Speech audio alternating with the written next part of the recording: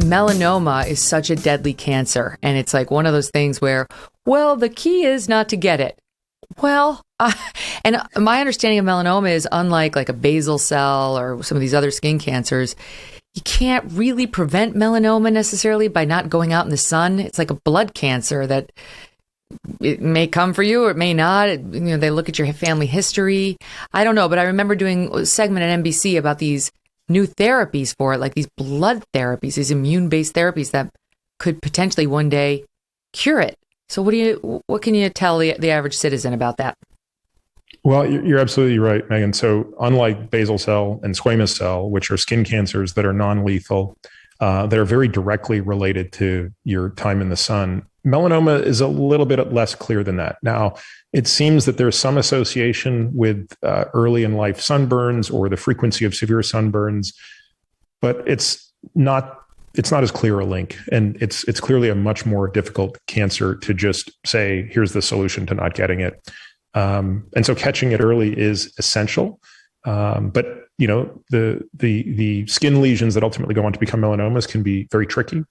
And this is also a cancer that, afflicts young people as well. So what's interesting about it, although it wasn't known at the time, and by the time I mean, sort of 40, 50 years ago, what wasn't understood then that is clearly understood now is melanoma, along with a couple of other cancers, happens to have a lot of mutations in it.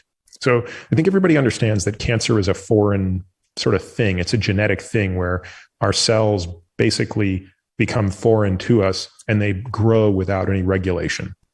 That's effectively one of the two hallmarks of cancer, right? Is a cell that grows without regulation. And then that cell has the ability to leave its place of origin and go to a different place. That's what's called metastases. So those two principles effectively determine what cancer is. Now, mutations, of course, must arise in the DNA of a cell to make that happen.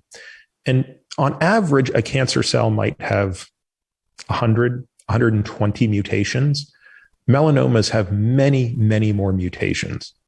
And that turns out to create a little bit of a weakness for them, because every time a cancer cell has a mutation that makes it different from its non-cancer counterpart, it gives the immune system one more chance to identify it and identify it as something foreign. And if the immune system can recognize cancer as something foreign, you have a chance to smack cancer. And in that sense, melanoma is fortunately one of the cancers for which we can now harness the immune system to recognize it as what we would call non-self, and therefore attack melanoma regardless of how advanced it is. So, is it a skin cancer or a blood cancer? Well, it arises from the epithelium of the skin. So it is indeed a skin cancer, but it spreads and it kills you by spreading. So there are very few cancers that can kill you without spreading. Brain cancer is one of them. So glioblastoma multiforme, which is a very aggressive type of a brain cancer, it can kill you simply from the mass effect in the brain, the way it moves out throughout the brain with its tentacles. You can't ever fully move it. And just due to the nature of, the brain being in a really finite space, any amount of excess pressure can be deadly. But if you think about it, almost everybody you've ever heard of who tragically died of cancer died because the cancer spread, right? No one dies because colon cancer is in their colon. They die because colon cancer escapes the colon and typically goes to the liver or sometimes the lungs. So, similarly with breast cancer, a woman doesn't die from breast cancer because it ravages her breast. She dies because it spreads to her brain, to her bones, to her lungs. And similarly with melanoma, nobody dies because of what happens in the skin. They die because of how it spreads. And melanoma, unfortunately, spreads very aggressively. Well, the one good thing about melanoma is you can usually look for weird skin lesions. The thing that's scary about like a pancreatic cancer or something, a lung cancer that creeps up on you is you might not have any way of knowing that you have it until it's too late. Whereas melanoma, generally, you will see something that looks just a little off if you pay attention. I watch this carefully because I'm so fair.